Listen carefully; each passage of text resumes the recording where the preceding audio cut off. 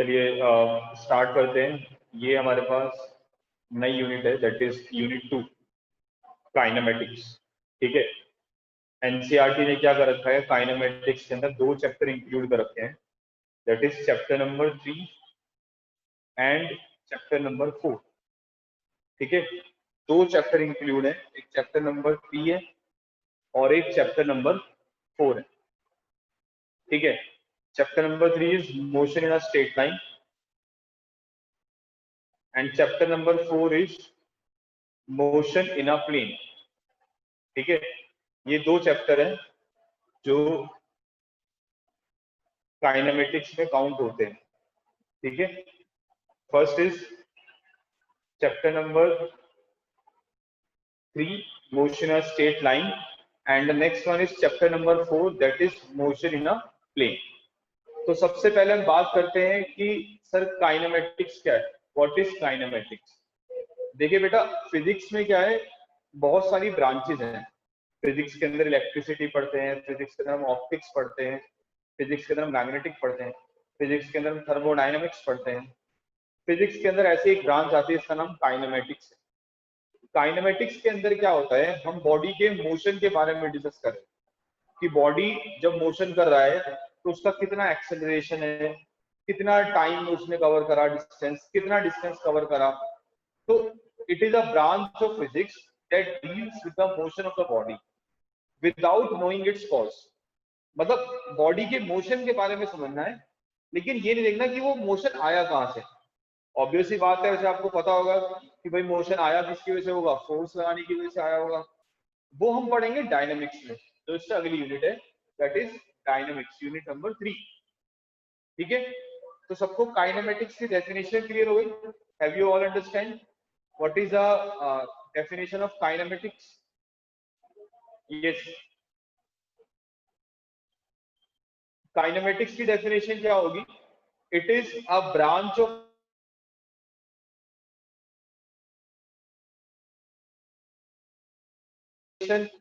Without knowing it's cause, जिसके अंदर हम क्या करते हैं, बॉडी के मोशन के बारे में समझते हैं, बॉडी के कितना डिस्प्लेसमेंट, कितने एक्सेलरेशन हुआ, कितने टाइम में हुआ, बिना उसके कोई इफेक्ट के।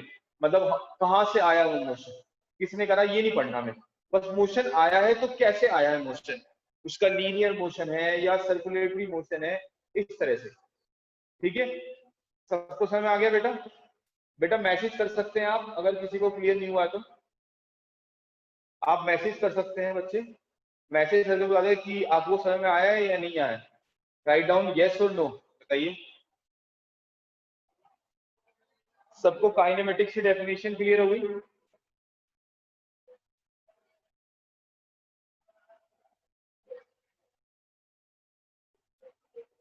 सब बच्चों का मैसेज नहीं आया? चलिए, Stuti, yes you have to learn. Next ये चैप्टर स्टार्ट करते हैं, motion in a straight line. तो इस चैप्टर के अंदर सबसे पहले हम ये पढ़ते हैं, व्हाट इज रेस्ट। रेस्ट क्या होता है? ठीक है, व्हाट इज रेस्ट।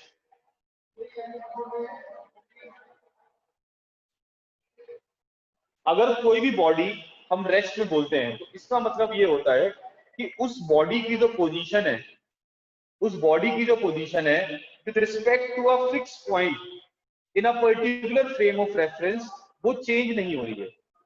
क्या कहा मैंने?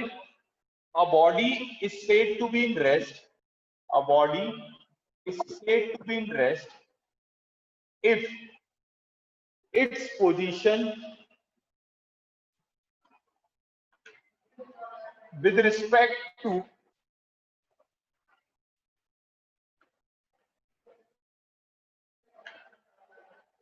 fixed position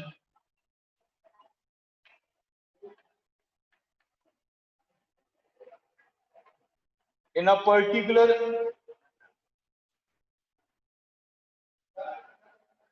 frame of reference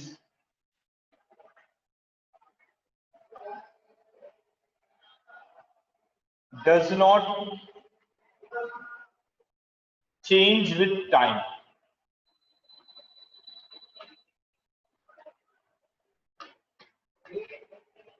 ठीक है, क्या कहा मैंने?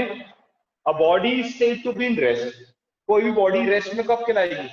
जब उसकी position with respect to a fix position, एक फिक्स पोजीशन ले लेंगे, उसके रिस्पेक्ट में जब तक उसकी पोजीशन चेंज नहीं होगी in a particular frame of reference, एक पर्टिकुलर फ्रेम ऑफ रेफरेंस में, तो हम ये बोलेंगे कि वो बॉडी क्या है?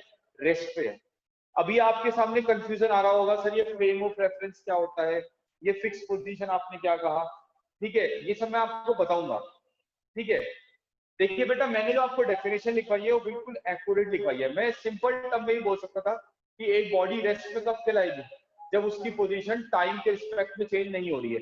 ये बहुत सिंपल डेफिनेशन, बट ये थोड़ी सी आधी डेफिनेशन। ठीक है ना? हम किसी भी बॉडी को रेस्ट में कब बोलते हैं?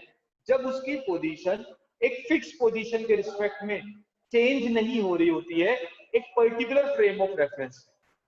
ठीक है, जैसे for example a book lying on the table, एक बुक रखी हुई है टेबल के ऊपर, ये रेस्ट में है क्योंकि इसकी पोजीशन टाइम के रिस्पेक्ट में चेंज नहीं हो रही है। ठीक है, similarly a tree on the ground, एक ट्री है वो ग्राउंड पे है, तो ट्री भी रेस्ट में है क्योंकि उसकी पोजीशन टाइम के रिस्पेक्ट में चेंज नहीं हो रही है। ठीक है, सबको समझ में आया रेस्ट की डेफिनेशन? बताइए बच्चे, हैव ऑल यू अंडरस्टूड? आप सबको समझ में आया? अभी मैं आपको फ्रेम ऑफ रेफरेंस और ये सब समझाऊंगा थोड़ी देर बाद। यस बेटा, रिप्लाई करिए, सबको समझ में आ गया?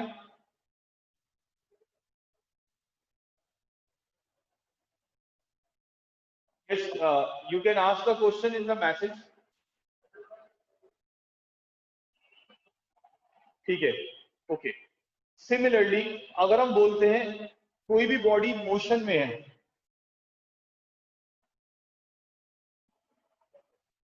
तो कोई भी बॉडी अगर मोशन में है तो इसका मतलब ये है कि उस बॉडी की जो पोजीशन है विद रिस्पेक्ट टू टाइम वो क्या हो रही है? चेंज हो रही है। अगर किसी बॉडी को मोशन में बोल रहे हैं तो दैट मीन्स उस बॉडी की जो पोजीशन है टाइम के रिस्पेक्ट में क्या हो रही है? चेंज हो रही है, तो हम ये बोलते हैं that body is said to be motion. ठीक है, for example a kite flying in the sky, a kite flying in the sky is an example of motion. ठीक है ना? an aeroplane is in the sky, flying in the sky is an example of motion. so these are the example of motion. ठीक है, अब आप बात करते हैं हम नेक्स्ट कि ये जो रेस्ट और मोशन है, ये जो रेस्ट एंड मोशन है, दे आर रिलेटिव। तो रेस्ट और मोशन होते हैं, ये रिलेटिव होते हैं। रिलेटिव का मतलब ये होता है कि हम जब किसी भी बॉडी को रेस्ट में बोलते हैं या किसी भी बॉडी को मोशन में बोलते हैं, तो हम क्या करते हैं? हम उसको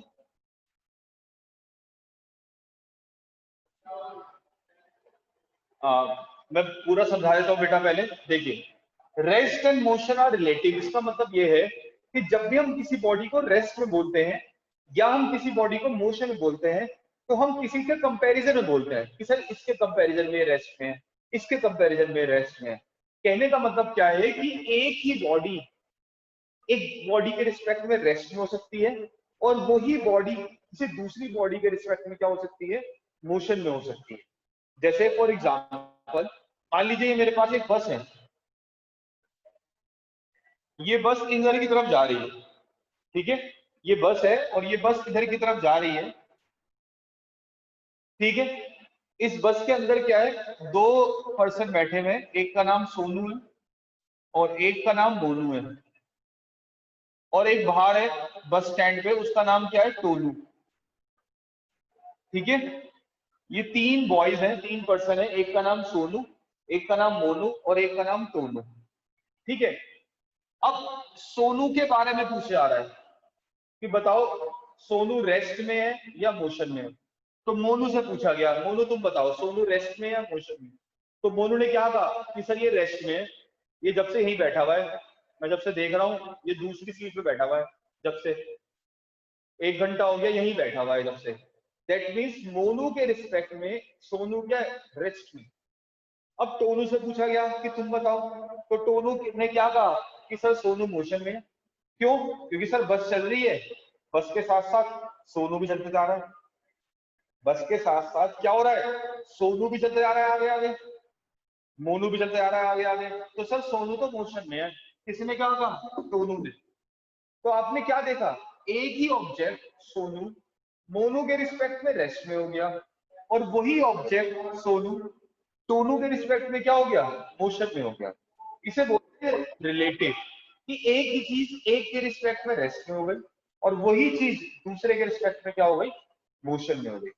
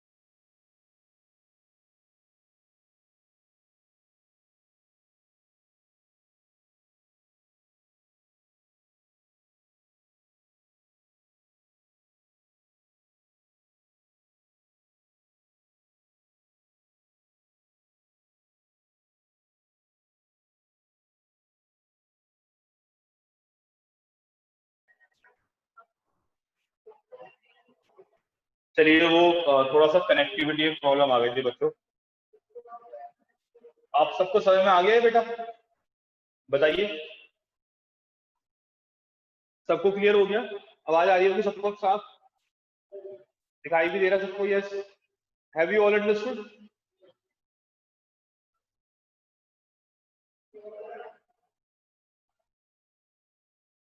ऐसा कोई बच्चा इसको समझ में ना आया हो, बताइए मैसेज करके।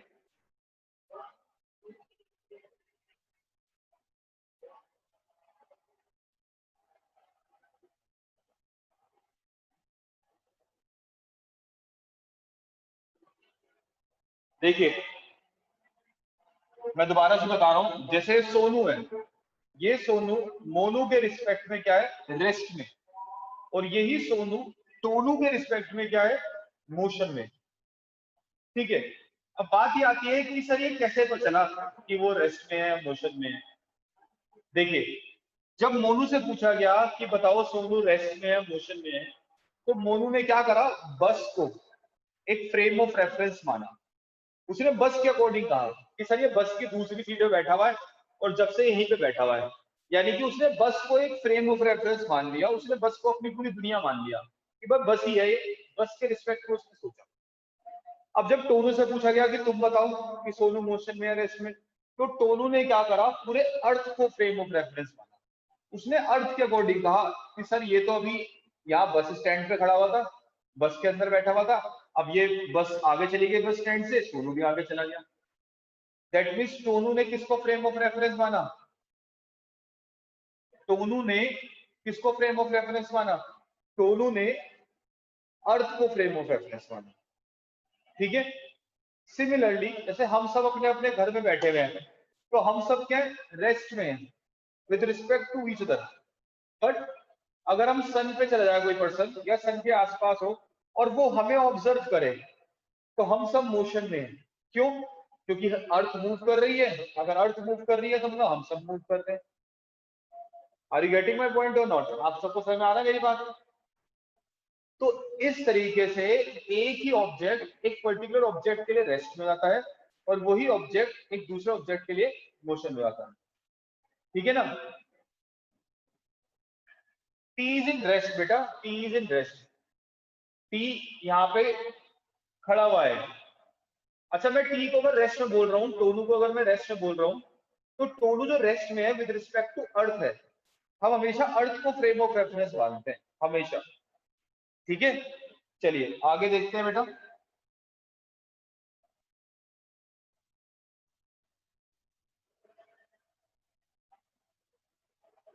सबको क्लियर हो रहा है बच्चे मेरे ख्याल से, है ना? वॉइस भी सही आ रही है सबको?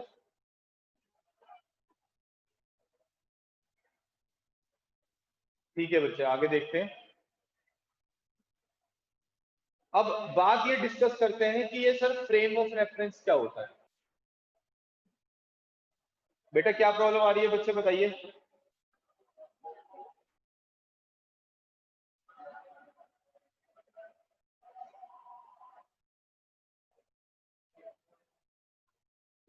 चलिए,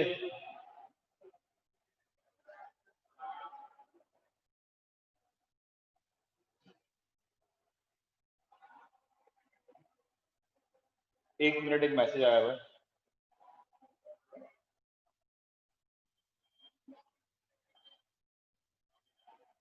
बेटा हम यहाँ पे कुछ डाउट्स आए हैं बच्चों के, कुछ डाउट्स आ रहे हैं कि सर हम टोनू के बारे में नहीं डिस्कस कर रहे बेटा, हम टोनू के बारे में नहीं सोच रहे, हम सिर्फ सोनू और मोनू के बारे में सोच रहे हैं। एग्जैक्टली सोनू के बारे में सोच रहे हैं, हम सोनू के बारे में बता रहे हैं कि सोनू मोनू के रिस्पेक्ट में कैसा होगा और सोनू टोनू के रिस्पेक्ट में कैसा होगा। ठीक है ना, हम सोनू के मोशन के बारे में डिस्कस कर रहे हैं बेटा। अगर किसी को और डाउट हो आप मेरे से अलग से पूछना, मेरे को व्हाट्सएप कर देना, ठीक है। चलिए आगे हम देखते हैं ये फ्रेम ऑफ रेफरेंस क्या होता है। ठीक है ना, देखिए फ्रेम ऑफ रेफरेंस क्या होता है।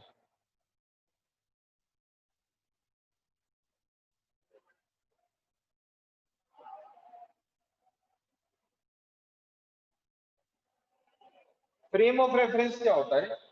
फ्रेम ऑफ रेफरेंस बेसिकली एक 3 डायमेंशनल स्पेस होता है।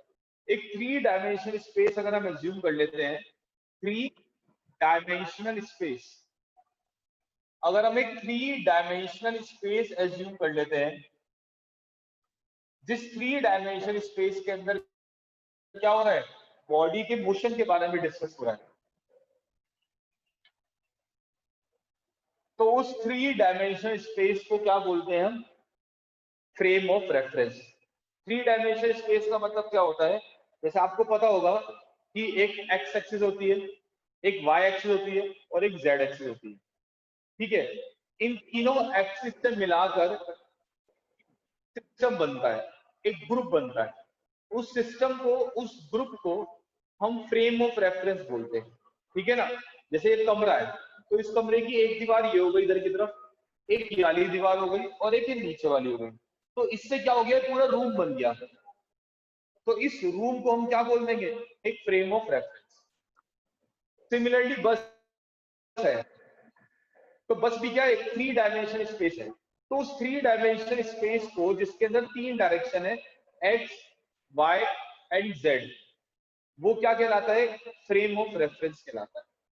ठीक है, फ्रेम ऑफ रेफरेंस समझ में आया बेटा सबको?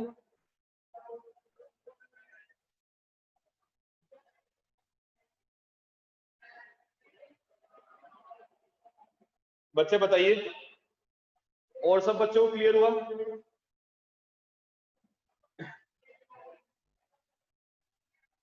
सबको क्लियर हो गया बेटा, बताइए यस और नो।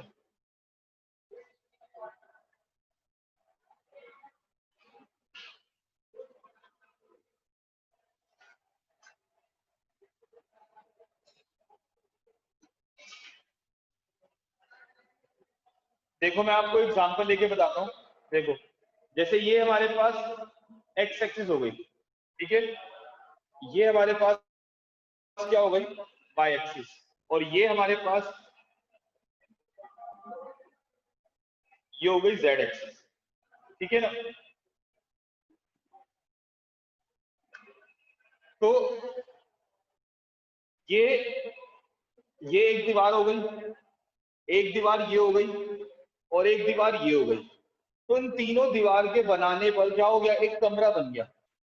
तो जो 3 डायरेक्शन होती है, ये जो मैंने बनाई है अभी आपके सामने, इधर वाली एक्सिस को बोलते हैं एक्स एक्सिस, ये जो ऊपर जा रही है इसको बोलते हैं वाई एक्सिस, और ये जो इधर जा रही है इसको बोलते हैं क्या हम, जेड एक्सिस। ये तीनों आपस में 90 डिग्री एंगल बना रहे होते हैं, दीज आर म्यूचुअली परपेंडिकुलर। तो इन 3 डायरेक्शन के ग्रुप को, इस स्पेस को, जो इनने स्पेस कवर किया, इस स्पेस को हम क्या बोलते हैं? Frame of reference. सब बच्चे डेफिनेशन लिख लें अगर लिखना चाहते हैं तो फ्रेम ऑफ रेफरेंस की लिखिए।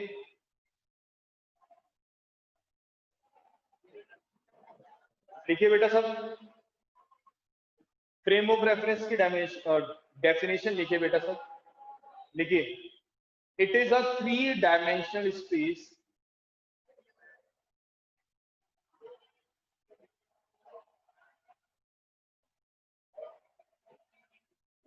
it is a 3 dimensional space in which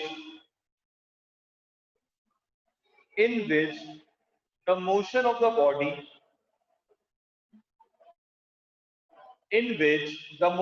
body is explained। सबने लिख लिया फ्रेम ऑफ रेफरेंस की डेफिनेशन? कोई डाउट किसी को? बताइए बच्चों, एनी डाउट्स प्लीज।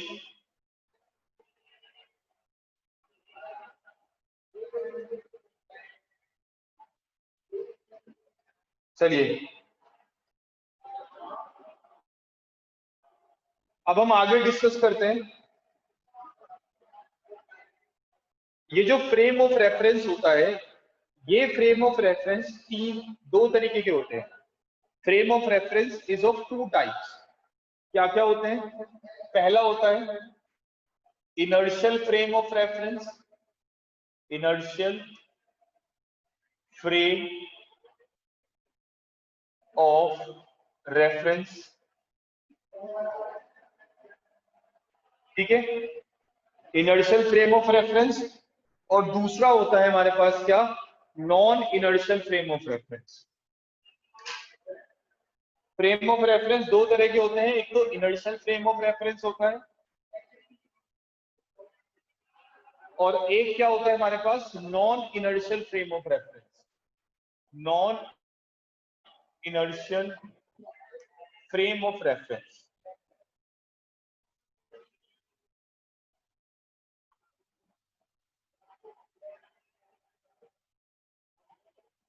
ठीक है। It is of 2 types, inertial frame of reference and non inertial frame of reference. अब बात ये आती है कि sir inertial frame of reference क्या होता है? इनर्शियल फ्रेम ऑफ रेफरेंस वो फ्रेम ऑफ रेफरेंस होता है जिसके अंदर जिसके ऊपर एक्सटर्नल फोर्स 0 लग रही होती है। जिसके ऊपर एक्सटर्नल फोर्स क्या लग रही होती है? 0 लग रही होती है, उसको हम फ्रेम ऑफ रेफरेंस कहते हैं, इनर्शियल फ्रेम ऑफ रेफरेंस। जैसे एक बस है, अगर वो बस रेस्ट में है तो that means it is inertial frame of reference. या बस अगर मूव कर रही है लेकिन यूनिफॉर्म वेलोसिटी से मूव कर रही है, that is again inertial frame of reference. क्योंकि कोई भी चीज अगर यूनिफॉर्म वेलोसिटी से मूव करती है तो उसके ऊपर एक्सटर्नल फोर्स नहीं लगानी होती। तो आप सबको समझ में आ गया what is inertial frame of reference? एक ऐसा फ्रेम ऑफ रेफरेंस जिसके ऊपर बाहर से कोई फोर्स नहीं लग रही होती है, उसको इनर्शियल फ्रेम ऑफ रेफरेंस कहते हैं। And what is non inertial frame of reference? एक ऐसा फ्रेम ऑफ रेफरेंस जिसके ऊपर बाहर से कोई ना कोई एक्सटर्नल फोर्स जरूर लग रही होती है, यानी कि external force is not equal to 0, that is called non inertial frame of reference. ठीक है, सबको समझ में आ गया बेटा? Yes, everyone understand? क्लियर हुआ बेटा, नहीं हुआ बताइए?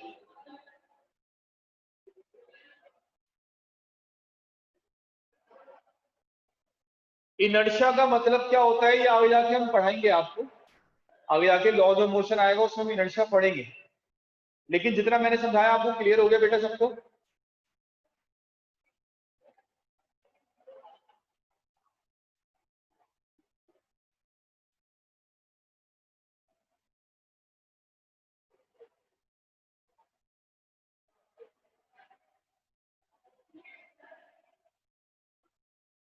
चलिए, ये आपके पास पूरा फ्रेम ऑफ रेफरेंस की बात आपको समझ में आ गई, ठीक है। चलिए अब हम नेक्स्ट पढ़ते हैं। सबने कॉपी कर लिया? कॉपी कर लीजिए, अपनी अपनी कॉपी में लिख लीजिए इसको बेटा, note it down fast.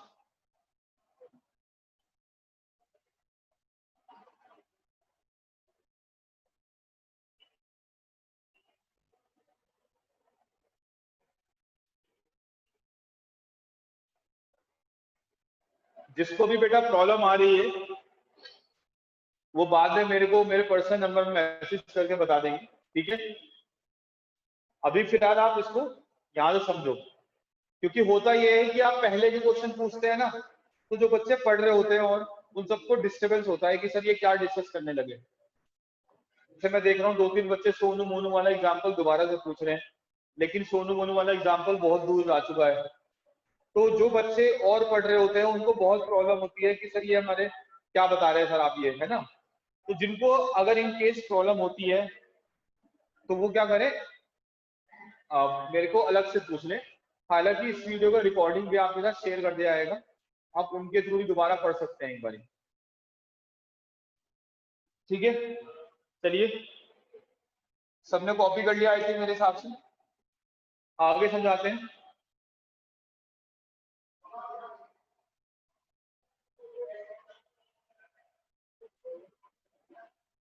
Next is what we call, yes, next हम पढ़ते हैं point of reference.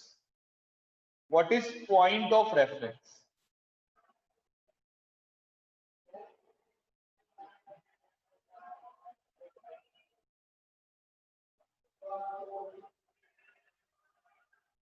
Point of reference क्या होता है बेटा? मेरा कॉन्टेक्ट नंबर ये है,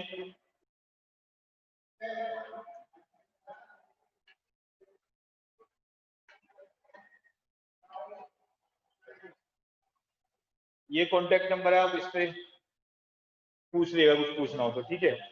तो what is point of reference? Point of reference क्या होता है? देखिए, जैसे आप सपोज करिए कि यहाँ पर एक ट्री है, ये ट्री है, ठीक है। और मेरे से ये पूछा जा रहा है कि सर ट्री की पोजीशन क्या है। मेरे से ये पूछा जा रहा है कि सर ट्री की पोजीशन क्या है। मैंने कहा कि भाई 50 सेंटीमीटर, राइट। अब मेरे से पूछा गया सर अब बताओ ट्री की पोजीशन क्या है। मैंने कहा 0 सेंटीमीटर। तो क्वेश्चन ये आ रहा है कि सर आप कभी तो 50 सेंटीमीटर बोल रहे हो, कभी आप 0 सेंटीमीटर बोल रहे हो, ऐसा क्यों? क्या सर ये मूव कर रहा है ट्री? ट्री तो मूव नहीं कर रहा, ट्री तो मूव नहीं कर रहा है ना। लेकिन सर फिर भी आप इसकी पोजीशन क्या बोल रहे हो, बार बार चेंज करके बता रहे हो, ठीक है ना। वो तो खैर आपको पता है क्यों बता रहे हैं बार बार, क्योंकि मैं मूव कर रहा हूँ। तो क्या करा गया, एक पॉइंट को फिक्स माना गया। एक पॉइंट को क्या करा गया, बिल्कुल फिक्स माना गया कि जब भी कोई किसी की पोजीशन बताएगा तो इस फिक्स पॉइंट के रिस्पेक्ट में बताएगा। और वो जो फिक्स पॉइंट है that is called point of reference. और वो फिक्स पॉइंट क्या होता है? वो फिक्स पॉइंट होता है ओरिजिन, 0,0,0। ये जो ओरिजिन होता है, इस ओरिजिन को पॉइंट ऑफ रेफरेंस कहा गया। मतलब अगर आप किसी की भी पोजीशन बताओगे ना तो इसके रिस्पेक्ट में बताओगे बस, ना अपने रिस्पेक्ट में ना किसी दूसरे के रिस्पेक्ट में, हमेशा इसके रिस्पेक्ट में बताएंगे। चाहे कोई सी भी बुक हो, चाहे एसएल हो, प्रदीप हो, एनसीईआरटी है, सब इसी के रिस्पेक्ट में बॉडी की पोजीशन को बताएंगे। And that point is called point of reference. सबको समझ में आ गया what is point of reference? Yes, सबको समझ में आया बेटा? बताइए मुझे, please reply.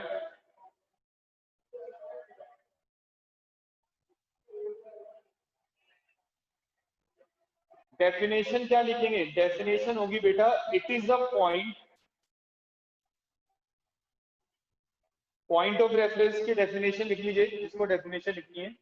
It is the point with respect to which, it is the point with respect to which the position of a body is defined. The position of the body is defined. Full stop. Origin is called point of reference. Origin is called point of reference. Yes, सबको समझ में आ गया बेटा? Any doubts? कोई भी doubt किसी को, किसी भी तरीके से कोई डाउट हो? यस और no?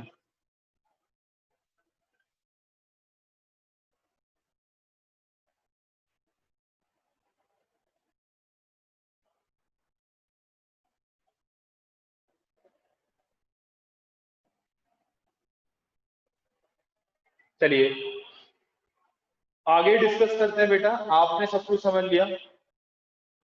Yes, earth is 3 dimension. Vishakha, earth is 3 dimension. चलिए आगे देखते हैं।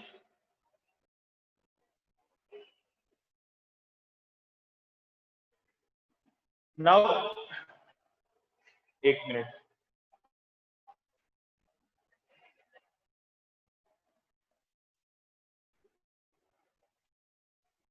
बच्चे मुझे ना आप मैसेज कर दे, जूम ऐप पे मैसेज कर दिया करें बेटा।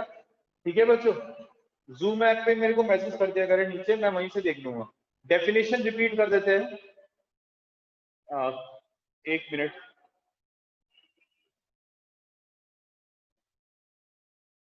पॉइंट ऑफ रेफरेंस की डेफिनेशन रिपीट कर देते हैं बेटा। It is the point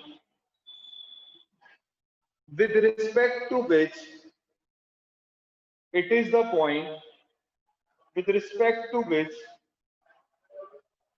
the position of the body is defined is defined is called point of reference। ठीक है बेटा, लिख लिया? बताओ बच्चे, रिप्लाई करो, लिख लिया आपने?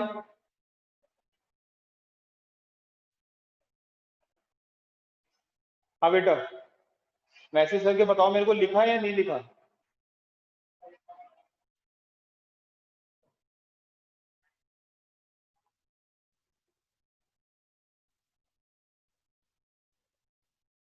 चलिए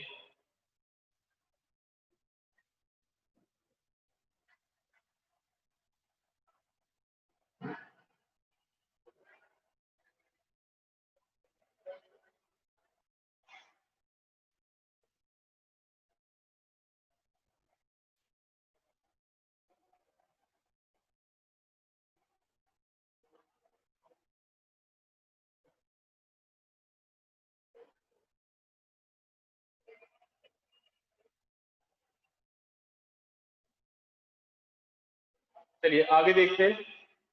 अब जो मोशन है इसको हम कैटेगराइज करते हैं, motion in 1 dimension, motion in 2 dimension and motion in 3 dimension. Now what is 1 dimension? 1 dimension क्या होता है पहले आप ये समझेंगे।